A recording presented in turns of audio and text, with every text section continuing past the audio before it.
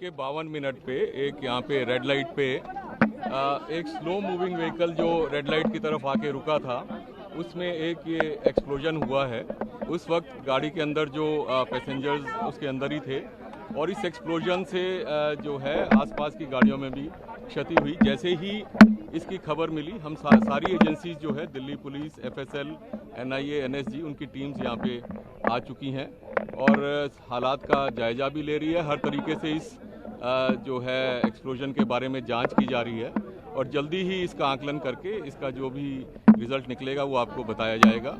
इस इंसिडेंट में कुछ लोग को इंजरीज भी आई हैं और कुछ लोगों की डेथ भी हुई है, तो वो अभी हालात का जायजा लिया जा रहा है और एग्जैक्ट फिगर्स जो हैं आपको कुछ ही देर में बता दी जाएंगी और सिचुएशन को रेगुलरली मॉनिटर किया जा रहा है और गृह मंत्री जी भी जो है उनसे रेगुलरली उनका फ़ोन भी आया था, उनको रेगुलरली ब्रीफ किया जा रहा है और उनको टाइम टू टाइम पूरी सूचना दी जा रही है और आगे जैसे भी हालात होंगे, जो भी नतीजा निकलेगा आपको बताया जाएगा। अभी इसको आकलन किया जा रहा है। సో ఢిల్లీ పోలీస్ కమిషనర్ ఈ ఘటనకు సంబంధించినటువంటి దర్యాప్తు కొనసాగుతోంది. ఇన్వెస్టిగేషన్ టీమ్స్ అన్ని కూడా ఇక్కడే ఉన్నాయి. సో పోలీస్ కమిషనర్ ఇంకా ఇక్కడే ఉన్నారు. సో పోలీసులందరూ కూడా పోలీస్ కమిషనర్ ఎప్పటికప్పుడు సిచ్యువేషన్ తాము పర్యవేక్షిస్తున్నాము. కేంద్ర హోంమంత్రి కూడా అమిత్ షా దీనికి సంబంధించినటువంటి పరిస్థితిని సమీక్షిస్తున్నారు. సో పోలీసు కమిషనర్ అక్కడే ఉన్నారు. పోలీస్ కమిషనర్ సంఘటనా స్థలంలో ఉండి పరిస్థితిని ఆయన సమీక్షిస్తున్నారు. క్లియర్ గా ఇది ఉగ్రవాదుల కుట్ర అని మాత్రం తెలుస్తోంది.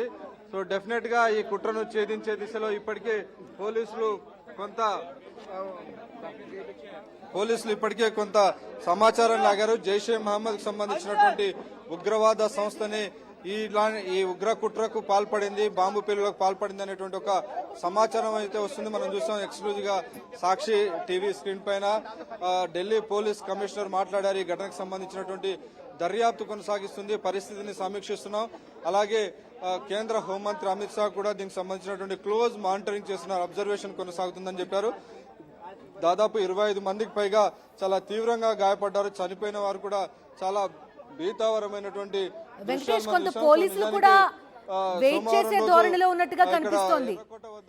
కారణాలు ఏంటి అనేవి క్లియర్ గా ఎక్కడ మనకి కమిషనర్ చెప్పినట్లేదు. ఒకవేళ ఈ రోజు కనుక సెలవు లేకుంటే మృతుల సంఖ్య మరింత పెరిగేటువంటి ప్రమాదం ఉండేది. ఒకవేళ నిన్న జరిగినా గానీ ఇది చాలా వందల సంఖ్యలో మృతుల సంఖ్య ఉండేది. అయితే ఈ రోజు సోమవారం సెలవు దినం. ఢిల్లీలో ఉన్నటువంటి అన్ని మాన్యుమెంట్స్ కూడా, ఈ హెరిటేజ్ మాన్యుమెంట్స్ అన్ని కూడా సోమవారం రోజున అన్ని బంద్ ఉంటాయి. కాబట్టి ఈ రోజు కొంత మృతుల సంఖ్య భారీగా లేదు, కానీ 9 మంది ఇప్పటివరకు చనిపోయారు.